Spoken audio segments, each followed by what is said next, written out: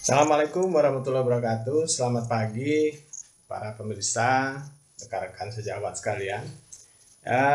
Pagi ini akan kita lakukan kegiatan tutorial online yang akan dilakukan antara saya sebagai tutor dengan mahasiswa-mahasiswa saya yang ada di daerah Rokan Hilir sana, di ujung Batu sana. Nah, tutorial online dilakukan ini dalam rangka menyikapi keterbatasan kita yang tidak bisa kuliah secara kelas ya di dalam kelas akibat merebaknya wabah virus corona yang sedang tinggi-tingginya sekarang lagi menjangkit di seluruh dunia. Nah, Bapak Ibu, sebelum kegiatan tutorial kita lakukan, tentu harus kita persiapkan dulu berbagai hal yang menyangkut untuk peralatan, perangkat, dan sebagainya dalam kegiatan tutorial ini. Pertama tentu ruangan yang sudah kita siapkan. Jadi Bapak Ibu perlu mempersiapkan ruangan yang akan dijadikan sebagai tempat Bapak Ibu memberikan kegiatan tutorial. Ya, jadi ruangan di sini sudah kita setting ya, sudah kamar. Jadi kamar yang bisa dipakai untuk kegiatan tutorial. Ya, ada usah besar-besar, yang penting nyaman, kemudian juga tidak terlalu berisik. Ya, kira-kira mungkin tidak panas ya, dan sebagainya. Kemudian perangkat yang perlu dipersiapkan, jadi ada di sini handphone dan laptop ya. Kemudian buku-buku yang diperlukan gitu ya, buku, kemudian ada catatan-catatan mungkin yang diperlukan. Nah, jangan lupa juga kita mempersiapkan ini charger. Jadi charger yang harus standby, charger laptop, charger HP, dan seterusnya itu. Nah, Bapak Ibu, jadi persiapan udah kita siapkan. Dan jangan lupa juga perlu menjalin komunikasi dulu, komunikasi awal antara tutor dengan calon mahasiswanya. Supaya komunikasi tidak terganggu, karena mengingat beberapa mahasiswa kita berada di pedalaman ya, yang jaringan mungkin kurang bagus. Itu kita juga membuat WA group. Jadi WA group ini karena dianggap lebih ringan ya, lebih kecil kemungkinan error jaringannya, maka WA group kita buat untuk komunikasi pengantarnya lah, antara kita sebagai tutor dengan mahasiswa, sehingga mahasiswa yang ada di daerah-daerah terpencil yang jaringan internetnya kurang bagus, mereka masih bisa berkomunikasi dengan kita lewat WA group. Juga persiapan-persiapan awal sebelum kegiatan tutorial dimulai itu juga kita komunikasikan lewat WA group. Misalnya jam berapa kita akan mulai meeting, kemudian apa hal yang harus mereka persiapkan, dan melakukan testing, uji coba, itu kita komunikasikan lewat WA group. Demikian kira-kira Bapak Ibu sekalian, teman sejawat, para pemirsa. Selanjutnya kita akan memulai kegiatan tutorial kita untuk pagi ini ya. Selamat menyaksikan dan saya tutup. Assalamualaikum warahmatullahi wabarakatuh.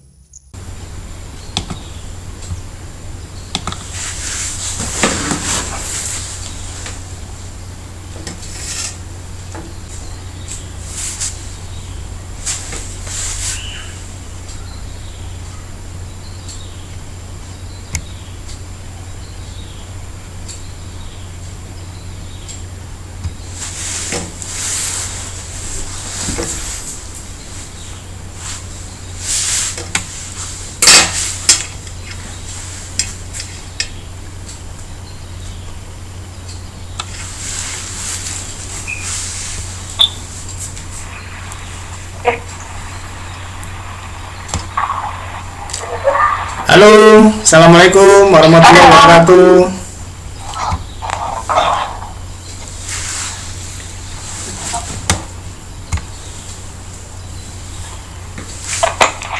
Assalamualaikum warahmatullahi wabarakatuh. Ya, Pak. Ya, selamat pagi Bapak Ibu.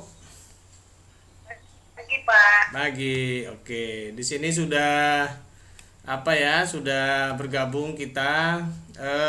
Sudah ada berapa orang yang koneksi ya hari ini? Ada Ibu Arlin ya. Kemudian ada Bu Leni ya. Ya, Pak. Oke. Kita sambil menunggu teman-teman yang lain yang mungkin lagi berusaha koneksi. Gimana di lokasi sana Bu Arlin, Bu Leni, baguskah diterima gambar dan suara saya? Bagus, Pak. Bagus. Bagus ya. Oke. Jadi mudah-mudahan lancar, tidak ada kendala. Sambil kita menunggu nih ya teman-temannya nih masih menunggu bergabung. Kayaknya baru 2 orang yang join nih. Boleh ini posisi di mana? Boleh nih. Di SD Sungai Rumbia 1, Pak. Di Balam kilometer 31 perkebunan, Pak. Oh, di Balam ya. Di Ya, Balam. Pak. Kalau Bu Arlin di mana? Halo Bu Arlin. Bu Arlin connect tapi tidak ada. Oh, Bu Arlin suaranya tidak terbuka ya, mic-nya mati kayaknya tuh. Coba dihidupkan dulu mic-nya. Halo Bu Arlin. Coba dihidupkan mic-nya. Mati kayaknya beliau nih mic-nya ini. Nah, sekarang kita cek video ya. Coba mana Bu Leni videonya? Ya. Ini, Pak. Ya, mau lihat sudah mandi apa belum ya? Ini. Wah, ini Bu Leni ya. Jadi dari rumah pergi ke sekolah ya? Karena di rumah nggak ada. Hah? Di sekolah, Pak, lagi kerja. Oh, lagi kerja, tidak libur. Bukan, Pak. Kalau gurunya tetap kerja kami, Pak. Posisi guru tetap kerja. Kalau muridnya baru, Pak, libur. Oh, gitu. Jadi tapi satu hari ini sampai siang nanti kita bisa tutorial ya. Ya, Pak. Ya, sambil menyiapkan pekerjaan di sana ya. Nah, Ibu Arlin ini mana Bu Arlin ya? Bu Arlin? Nah, kayaknya Bu Arlin belum join sama kita ini. Oke, Bu Leni boleh di off-kan videonya supaya agak ringan ya. Nanti teman-teman yang lain bisa bisa join. Sambil kita menunggu lah ya, menunggu teman-teman yang lain. Nah, bergabung lagi nih ada Ibu Gandring nih. Selamat pagi Bu Gandring. Selamat pagi juga. Kami sudah membuka web pagi ini Bu Gandring. Tapi mantap. Betul. Jadi baru 2 mahasiswa yang bergabung. Masih kita tunggu beberapa mahasiswa lagi yang mungkin masih sedang berusaha koneksi. Oh, gitu ya, Pak ya. Iya, Bu Gandring. Ini mau saya catat, Pak. Iya. Ini materi yang mau disampaikan tentang apa, Pak? Pagi ini akan menyampaikan materi tentang hakikat hakikat anak berkebutuhan khusus. Kemudian nanti disambung dengan kebutuhan pelayanan pendidikan khusus. Jadi pelayanan pendidikan khusus bagi anak berkebutuhan khusus. Jadi ada 2 materi yang akan disampaikan untuk tutorial pagi ini. Pertama hakikat anak berkebutuhan khusus ya, Pak. Ya, hakikat pendidikan khusus ya, Bu. Hakikat pendidikan ya khusus. Kemudian yang kedua nanti pelayanan pendidikan anak berkebutuhan khusus. Pelayanan pendidikan. Iya. Saya kayaknya nggak bisa ngerekam ya Bu Gandring ya. Iya, jadi nanti salah satu mahasiswanya saya juga akan merekam, tapi saya merekamnya cuma 5 menit aja. Habis itu Ah, nanti dilanjutkan dengan mahasiswanya Pak, yang Bapak tunjuk siapa gitu. iya, ini Ah, ah. mahasiswanya yang hanya bisa pakai apa namanya, yang Yang pakai pakai e-kampus. e-kampus ya. Tapi saya pakai Boleh. aplikasi lain untuk merekam bisa ya? Boleh Pak, boleh, Boleh boleh. ya? Oh, Untuk iya, apa nanti seandainya pada saat Bapak di ini bagus tuh Pak, boleh. Ah, itu iya, lebih baik. iya. Ya untuk antisipasi kan Pak Antisipasi gitu. betul. Ya, dan Jadi, itu bukti punya Bapak. Jadi pada saat kita minta pun Bapak udah ada. iya betul. Bagus juga tuh Pak, ya Iya, gitu. Nanti ya. ada diskusi juga ya Pak ya. Kenapa Bu? Ada diskusi juga ya. Ya, nanti kita buka lah forum diskusi ya. Setelah Oh saya ya, menyampaikan materi, kemudian mahasiswa mungkin ingin oke. menyampaikan pandangan atau menyampaikan pertanyaan, diskusi, kita berikan kesempatan. Betul. Ini Ya. waktu sampai jam Jam 10. 10, Jadi ya. nanti Nah, saya akan merekam juga 5 menit. ya. Setelah itu mungkin nanti Bapak teruskan aja, lanjut nanti mungkin jam-jam setengah 10 saya masuk lagi mungkin ya. Ya, Saya ya. akan memantau tetap, saya tidak akan mematikan kecuali nanti mungkin terputus, nanti saya masuk lagi, Ya. tetapi tidak akan mengganggu lah gitu. Ya. Tapi nanti saya tetap memantau Bapak sama Bapak Ibu mahasiswa yang itu ini. Ya, Jadi siap. mahasiswanya dari berapa nih Pak? 20-an, Bu. 20 orang, Bu. Pasti ya? Sebentar. 20 orang ya? Ya, 20. sebentar saya Sesuai absen coba Pak. iya, absen. Mungkin nanti saya laporkan ke Ibu lah ya, waktu apa namanya? Ya, Setelah boleh. Nanti Bapak WA iya. mahasiswa yang Ya, dalam absen jumlah. 20, lalu yang ke dalam tab itu ada berapa? Nanti Iya. kan saya juga bisa melihat di situ Iya. ya. Siap, Bu. Iya, baik. Ceramah mungkin nanti di slide yang di sesi kedua baru ada PPT-nya. Oh gitu Iya, ya. jadi Oke, saya nanti saya bisa gambar. foto screenshot juga Iya. nih Pak. Iya, iya. Silakan Pak, Iya. dilanjutkan, Baik. dimulai. Iya. Nanti saya akan merekam juga. Iya. Dan saya akan memfoto juga ya. Nanti Iya. mudah-mudahan mahasiswanya sudah banyak bergabung. Iya. Terima kasih Bu Gandring. Terima kasih. Sama-sama Ya, Bu. Assalamualaikum. Waalaikumsalam. Bapak Ibu, selamat pagi semuanya. Ini sudah 4 orang ya yang bergabung sama kita. Ada Bu Jumini ya, Bu Jumini. Selamat pagi Bu Jumini. Bu Jumini. Ya. Halo. Halo Pak. Ya, selamat pagi. Siapa nih Bu Jumini ya? Iya Pak. Oke, gimana Bu? Suara saya bisa cukup didengar? Ya, oke. Baik. Baik Bapak Ibu. Nah, kita akan mulai melaksanakan tutorial. Jadi supaya pelaksanaan ini lancar, mohon pada Bapak Ibu sementara saya memberikan materi itu mic-nya di off-kan dulu ya. Jadi hanya mic saya saja yang hidup. Bapak Ibu silakan off-kan.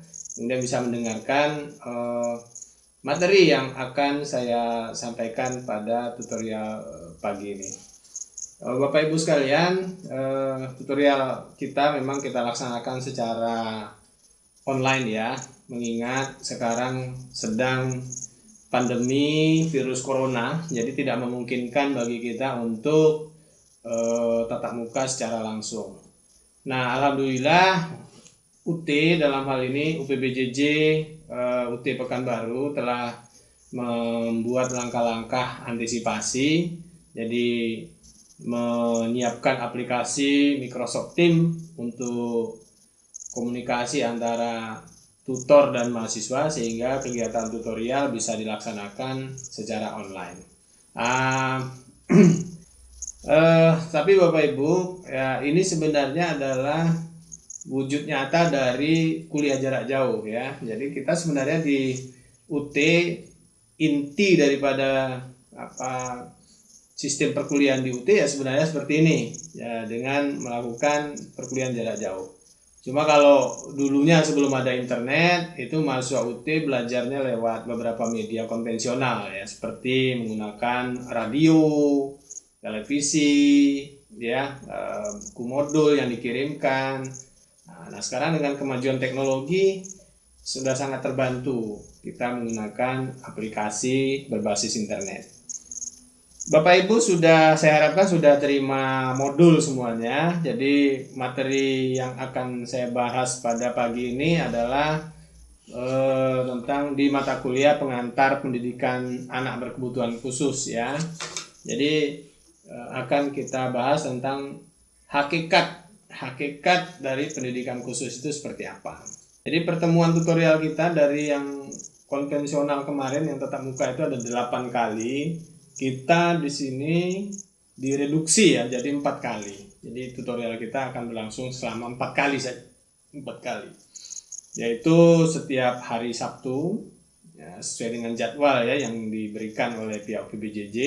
Hari Sabtu dimulai dari tanggal 11 ini jam 8. Jadi sekarang ini masih banyak yang terlambat mahasiswa masuk. Saya harapkan pada minggu depan itu semuanya sudah bisa on time masuk jam 8 kita koneksi ya.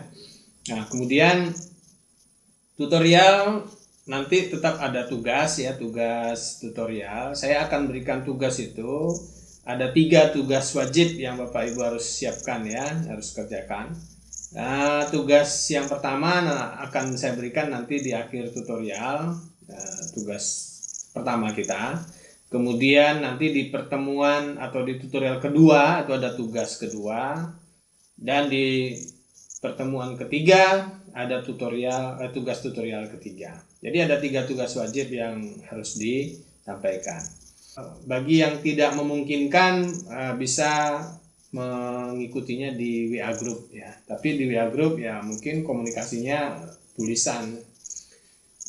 Kemudian juga bagaimana dengan tugas tadi? Tugas tetap ada tanda terima tugasnya Bapak Ibu. Jadi tugas yang saya berikan itu tidak diselesaikan pada saat kita tutorial. Jadi nanti Bapak Ibu mengerjakannya setelah selesai saya tutorial.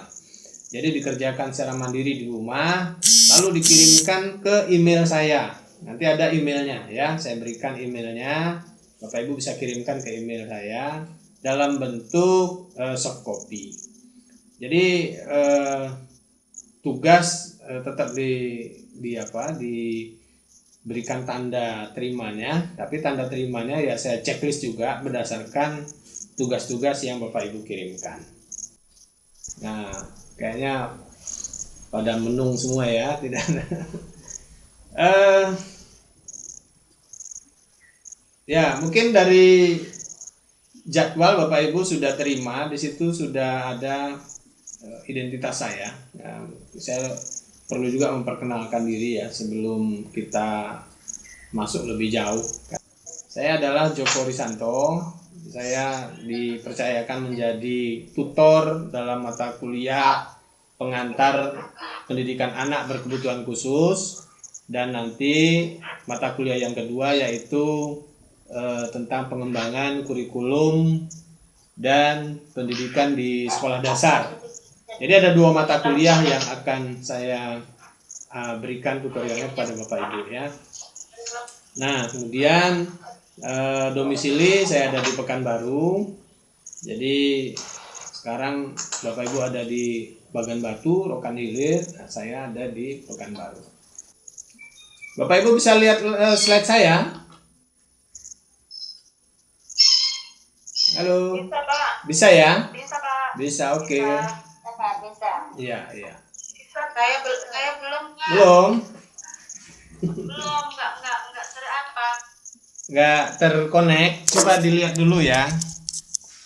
Masih menyambungkan aja dia, Pak, di HP itu. Oke. Ya. Nah, ya, sebentar ya.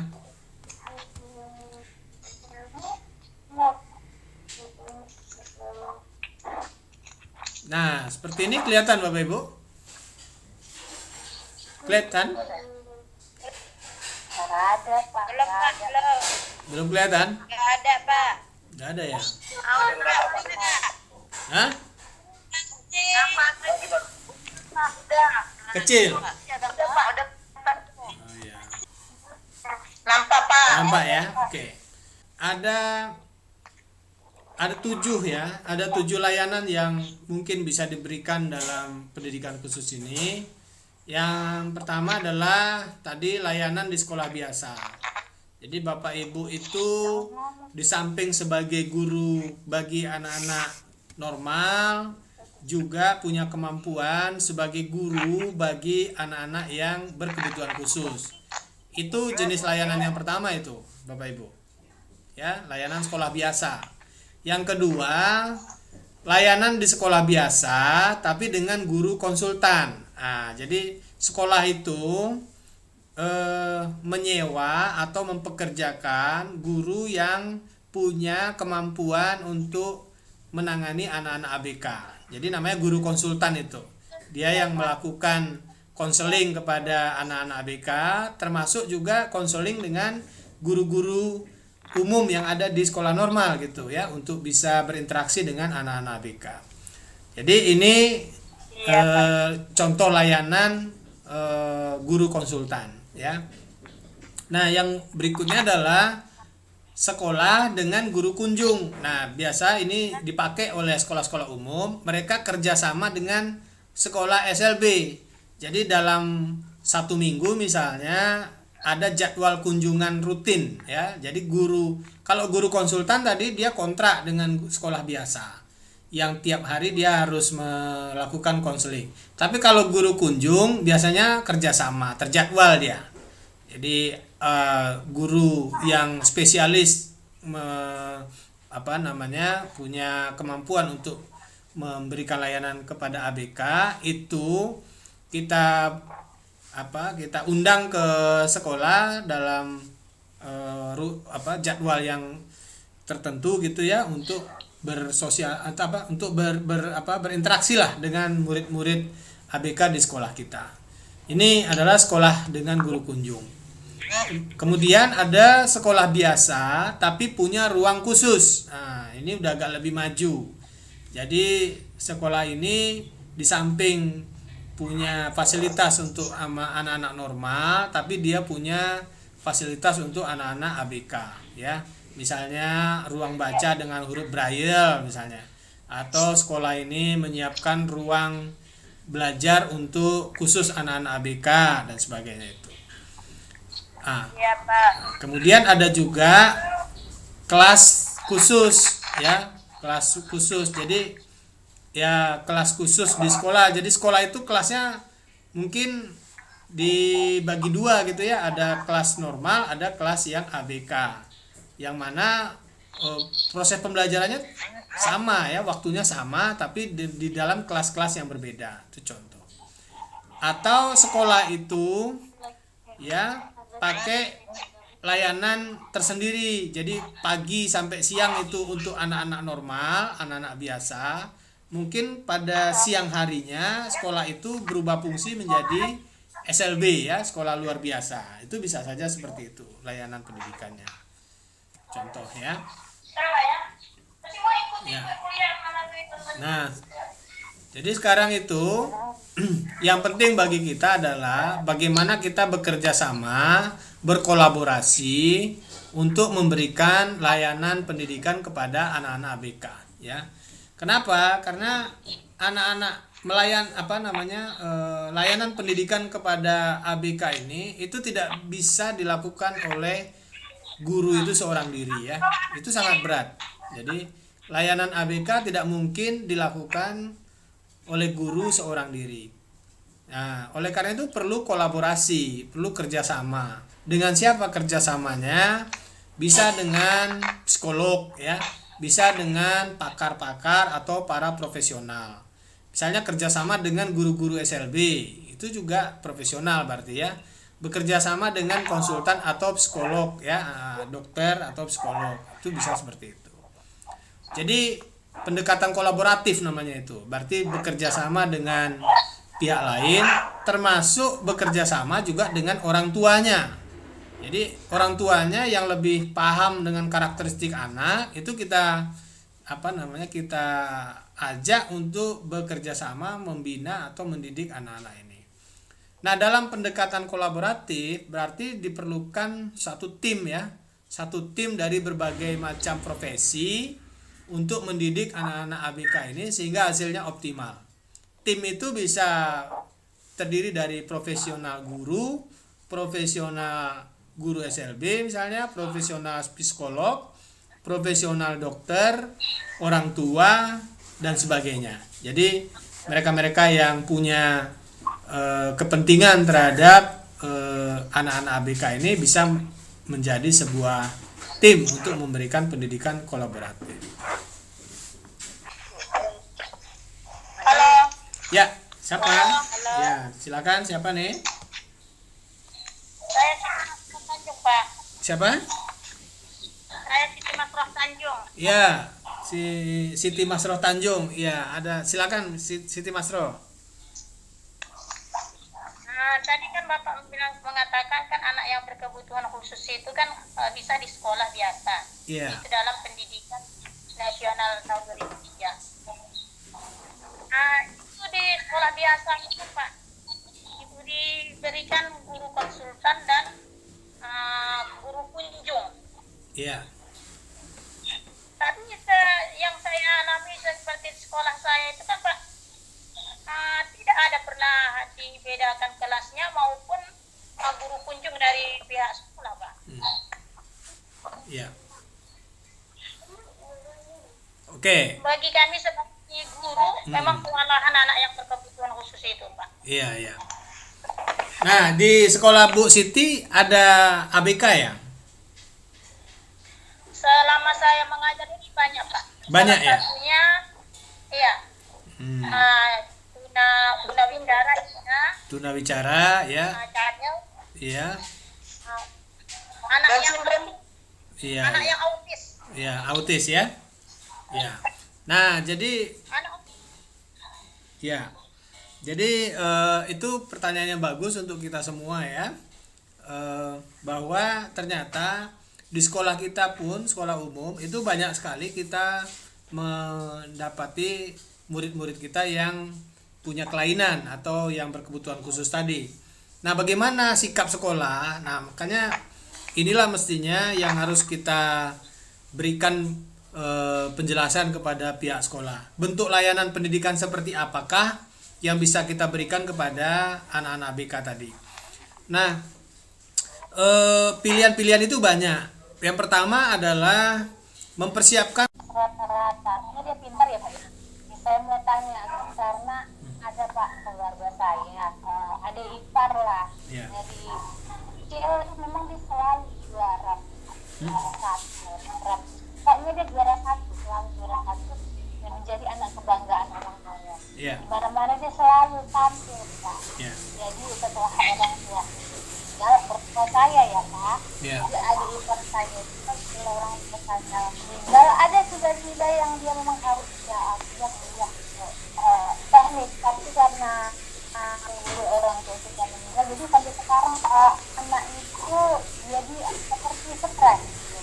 Ya, tinggal lingkungan keluarga, lingkungan sekolah, lingkungan dia tempat bekerja, pernah juga bekerja, tapi karena tidak sesuai dengan keinginan dia, sekarang itu jadi seperti stres. Apakah ada atau tidak tersalurnya apa yang menjadi kebutuhan Pak, sehingga dia menjadi Baik, ya itu pertanyaan berikutnya dari Bu Marlina tadi ya. Jadi anak berkebutuhan khusus atau ABK itu tidak hanya anak yang terkebelakang tadi atau kelainan-kelainan yang sifatnya negatif ya, tapi juga ABK itu bisa ada pada anak-anak yang punya kelainan dalam arti positif, yaitu mereka yang punya keberbakatan namanya, keberbakatan. Jadi punya intelijensi atau intelektual melebihi rata-rata, itu masuk ABK. Anak-anak yang punya talenta ya, anak yang punya bakat kepemimpinan lebih daripada anak rata-rata, itu juga anak ABK. Nah, untuk anak-anak yang seperti itu ya, yang kebutuhan khususnya karena faktor yang positif tadi, ini juga butuh layanan tersendiri. Makanya di sekolah itu biasanya ada yang disebut dengan loncat kelas ya. Jadi anak yang kelas 1 itu bisa saja loncat ke kelas 3 kalau dianggap secara intelektual, secara pengetahuan dia memiliki kemampuan yang di atas daripada anak rata-rata normal. Nah, tujuannya apa? Agar anak-anak yang seperti ini bisa mendapatkan layanan pendidikan yang memadai gitu. Jadi anak yang punya kemampuan intelektual tinggi itu biasanya sering nggak sabar, Bu. Sering nggak sabar. Kenapa? Karena anak-anak yang normal itu yang seusianya itu sangat lambat misalnya ya, sangat lambat. Kita pun menerangkan juga pelan-pelan, sangat lambat terhadap mereka-mereka yang normal itu. Tapi karena kemampuan intelektualnya tinggi, mereka tuh cenderung nggak sabar gitu. Merasa tidak puas gitu ya, kurang gitu. Sehingga kebutuhannya tadi menjadi tidak terpenuhi. Itulah yang menyebabkan dia menjadi stres, dia menjadi lebih inferior ya, memisahkan diri, menganggap ini tidak cukup ya. Itu dampak, itu namanya ekses ya dari pendidikan yang tidak memperhatikan itu. Nah, untuk orang seperti itu harus diberikan fasilitas layanan khusus tadi. Misalnya dia ditempatkan di kelas yang sesuai. Kalau memang dia sudah mampu untuk loncat kelas, ya silakan dia dipindahkan ke kelas yang lebih cepat, menjadi lebih cepat dia sekolah itu selesai daripada anak-anak normal yang pada umumnya. Nah, kemudian kalau dia mengalami kendala, stres tadi karena perhatian dari orang tuanya yang kurang atau lingkungannya. Jadi gini, Bu, kadang-kadang memang lingkungan kita seringkali juga menganggap anak-anak yang cerdas tadi menjadi anak yang seperti dianggap suka menghayal. Jadi orang yang punya imajinasi tinggi, seringkali orang normal itu menganggap itu hal yang lucu, hal yang dianggap tidak masuk akal gitu. Nah, berarti lingkungannya tidak memahami bagaimana jalan pemikiran si anak, sehingga tidak diterima dalam lingkungannya. Nah, oleh karena itu memang peran lingkungan sangat memadai. Nah, jadi berkaitan dengan kasus anak yang tadi seperti yang disampaikan, maka peran kita lah sebagai pendidik ya, sebagai guru, pertama harus berkolaborasi tadi, Bu. Jadi ibu harus berkolaborasi dengan teman sejawat, misalnya dengan lingkungan tempat dia tinggal gitu ya, untuk memberikan layanan yang sesuai dengan kebutuhan si anak. Demikian, Bu ya, kira-kira ya. Oke, Pak. Iya. Ya. Baik, nah karena memang jadwal tutorial kita untuk mata kuliah pendidikan anak berkebutuhan khusus ini sudah habis, maka sampai saya pada sesi terakhir, yaitu Bapak Ibu saya berikan tugas ya. Tugas ini Bapak Ibu selesaikan di tempat masing-masing. Nanti pada saat istirahat ya, pada saat sudah selesai tutorial itu dikerjakan. Tugasnya adalah sebentar ya.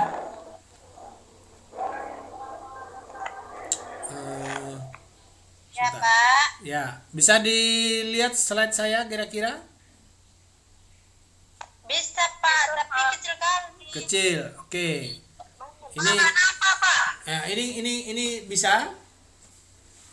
Nggak kelihatan, Pak. Nggak kelihatan? Sekarang gimana sekarang? Kecil kali, Pak. Kecil ya? Belum nampak, Pak. Oke.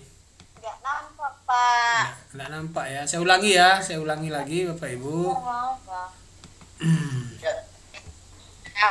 Nampak, Pak. Ya, sebentar. Mana, Pak? Sebentar ya. Mungkin Bapak Ibu supaya agak ringan itu mic dan videonya dimatikan dulu ya. Mic dan videonya dimatikan dulu jadi agak ringan. Tapi kan video kayaknya udah semua dimatikan. Mic-nya dimatikan dulu ya. Nah, ini kelihatan? Ya. Nah, tugasnya adalah Bapak Ibu mengerjakan tutorial di halaman 2.37. Nah, coba dicek di modul Bapak Ibu itu halaman 2.37. Baik rekan-rekan sekalian, para pemirsa, jadi baru saja telah kita laksanakan tutorial online jarak jauh untuk mata kuliah pengembangan pengantar pendidikan anak berkebutuhan khusus ya. Jadi lebih kurang 2 jam telah dilaksanakan, ya secara umum berjalan dengan normal. Nah, dari sini bisa kita dapat beberapa catatan. Pertama, memang di Microsoft Teams itu kayaknya untuk merekam kegiatan tutorial itu harus menggunakan email yang sudah terregister di software itu ya. Jadi kalau masih menggunakan email dari yang Gmail biasa, itu tidak bisa kita melakukan perekaman.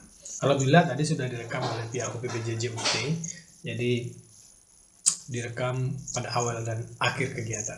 Terus yang kedua, karena beban daripada data yang masuk itu sangat berat, ada voice ya, ada video, ada teks itu, maka untuk memperingan supaya beban sirkulasi atau lalu lintas data tidak terlalu berat, ada baiknya mic dan video untuk awal itu bagi peserta itu di off kan dulu.